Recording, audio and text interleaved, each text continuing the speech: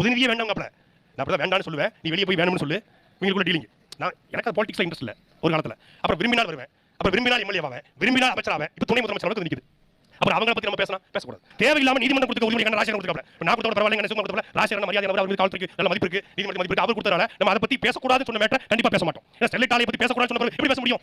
இப்போ ஸ்டெர்லைட் ஆலை நீதி வழங்கு, காவலர்களை பணியிடம் நீக்க செய், காவலர் மீது எஃப்ஐஆர் போடுங்க, எப்படி சொல்ல முடியும்? நீதிமன்றத்தை சொல்லிட்டாங்க பேசக்கூடாது. பேசக்கூடாதுன்னு சொல்றது பேச எப்படி பேச?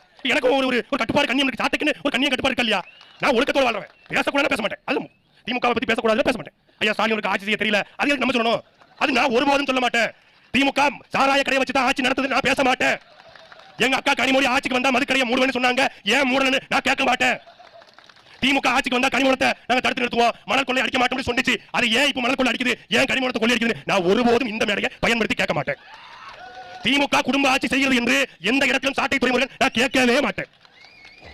திமுக மாவட்ட செயலாளர்கள் கட்ட பஞ்சாயத்து பண்ணுகிறார்கள், கமிஷன் வாங்குகிறார்கள், ஒரு கான்ட்ராக்டுக்கு 40% கமிஷன் என்று எந்த கூட்டத்திலும் நான் மனதார பேச மாட்டேன், உளமாற பேச மாட்டேன். நான் கட்டுப்பாட்டு நீதிபதியும் காவல்துறையும் பெற்ற தாய்க்கு மேல மதிக்கக்கூடியவன் இந்த சாட்டை துறைமுருகன்.